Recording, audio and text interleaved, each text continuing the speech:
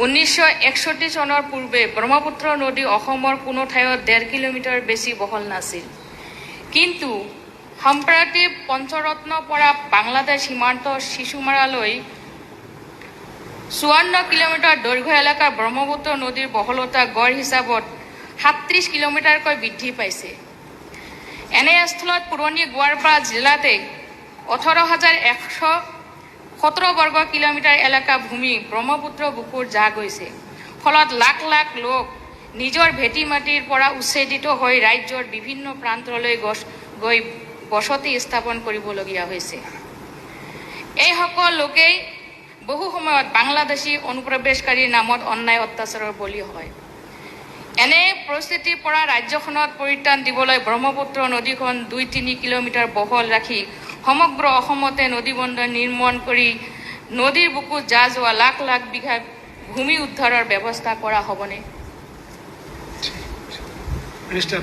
মাননীয় অধ্যক্ষ মহোদয়, মাননীয় সদস্যগৰাকীয়ে যি ব্ৰহ্মপুত্ৰৰ নদীৰ বহলতাৰ কথা কৈছে, তাত আমি এনেক্সত অকল আমি পাৰ্টিকুলাৰ পইণ্ট কেইটামানহে দিছোঁ, কাৰণ গোটেই ব্ৰহ্মপুত্ৰখনৰ কথাটো ইয়াত দিয়া সম্ভৱ নহয়গৈ।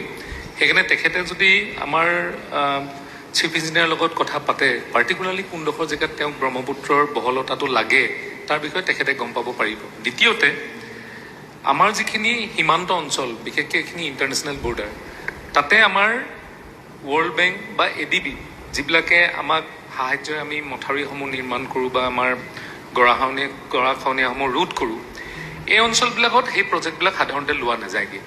আৰু লোৱা নাযায় কাৰণে আমি SOPD যোগেদি আমি যিমানখিনি পাৰোঁ আমি কৰি আছোঁ। আৰু কেতিয়াবা নদীৰ ফালে মানুহবিলাক যিসকলে বসতি স্থাপন কৰে, তেখেতসকলৰ অসুবিধাবিলাক বেছি হয়। কিন্তু মথাউৰিৰ বাহিৰত যিখিনি থাকে সেই মানুহখিনি ইমানখিনি অসুবিধা নহয়। আৰু ব্ৰহ্মপুত্ৰৰ গৰাখহনীয়াৰ বিষয়ে আপুনি জানে অধ্যক্ষ মহোদয়, যে সময়ে সময়ে ব্ৰহ্মপুত্ৰখনৰ বহুখিনি সুঁতি থাকে। ব্ৰহ্মপুত্ৰখন এখন সুঁতি নহয়, এতিয়া বহুত সুঁতি থাকে। কিছুমান সুঁতি ভিতৰলৈ সোমাই আহে, কিছুমান সুঁতিত আমি পাৰ্কোপাইন স্ক্ৰীন কৰি পেলাই আমি সুঁতিবিলাক আঁতৰাই পঠাওঁ। কিন্তু তথাপিও বহুখিনি সমস্যা আছে আপোনালোকৰ এই অঞ্চলত।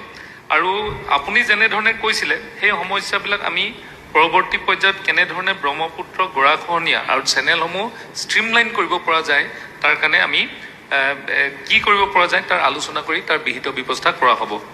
দ্বিতীয়তে, আপুনি যিখিনি ক্ষতিগ্ৰস্ত লোকৰ কথা কৈছিলে, খহাই নিয়া বিঘা ভূমিৰ কথা, সেইখিনি আমাৰ বিভাগত নপৰে, সেইখিনি আমাৰ অধ্যক্ষ মহোদয়, বিগত এমাহ ধৰি ধুবুৰী বিধানসভা সমষ্টিৰ বাংলাদেশ সীমান্তৰ বিন্যাচাৰা নালিয়া অঞ্চলত গংগাধৰ নদীৰ গৰাখহনীয়া ভয়াৱহ ৰূপ ধাৰণ কৰিছে। ব্ৰহ্মপুত্ৰ নদীয়ে বাংলাদেশ সীমান্তৰ পাটামাৰী ভোগদহৰ অঞ্চলৰ কাল ৰূপ ধাৰণ কৰিছে। মাননীয় অধ্যক্ষ মহোদয়, ব্ৰহ্মপুত্ৰ নদীয়ে আইৰণ জংলা হাওৰাপাৰ অঞ্চল ব্যাপক খহনীয়া সৃষ্টি কৰিছে। এনেদৰে ব্ৰহ্মপুত্ৰ খহনীয়া ফলিমাৰী গাঁও পঞ্চায়ত মাজেশ্বৰ কুন্তীশ্বৰ টিপকাই নদীয়ে 11 নং ৰিভাৰ ব্লক খহনীয়া সৃষ্টি কৰিছে। মাজেশ্বৰ চলাকৰা গাঁও পঞ্চায়ত এলেকা মাজেশ্বৰ চলাকৰা গাঁৱৰ লগতে টাংভিটা ব্যাপক খহনীয়া সৃষ্টি কৰিছে। মাননীয় অধ্যক্ষ মহোদয়, পদ্মেৰালগা গাঁও পঞ্চায়তৰ কাটলামাৰী আৰু 11 নং ৰিভাৰ ব্লকত ভয়াৱহ খহনীয়া সৃষ্টি কৰিছে বুলি এই ধাৰণা খহনীয়া প্ৰতিৰোধৰ বাবে জৰুৰীকালীনভাৱে কিছু ব্যৱস্থা গ্ৰহণ কৰিবনে? সমষ্টিটোৰ যিবোৰ ঠাইত গৰাখহনীয়া ভয়াৱহ ৰূপ ধাৰণ কৰিছে সেইবোৰ ঠাইত খহনীয়া প্ৰতিৰোধ স্থায়ী কাৰ্য ব্যৱস্থা গ্ৰহণ কৰিবনে? মন্ত্ৰী মহোদয়ৰ পৰা জানিব বিচাৰিছোঁ। আচলতে এই সংক্ৰান্তত আমাৰ আৰু আন এগৰাকী সন্মানীয় বিধায়কেও এই প্ৰশ্নটো আনিছে, আব্দুছ চৌহান আলী চৰকাৰ ডাঙৰীয়াই। কিনাৰতে এইটো সংলগ্নই হৈ আছে দুইটা উত্তৰ। ইয়াতে আমি অলৰেডি ধুবুৰী জিলাত প্ৰায় 35 কোটি টকাৰ কাম ইতিমধ্যে আমাৰ কাম চলি আছে। কাম ইতিমধ্যে সম্পূৰ্ণ হ'ল, 2টা আঁচনি চলি আছে।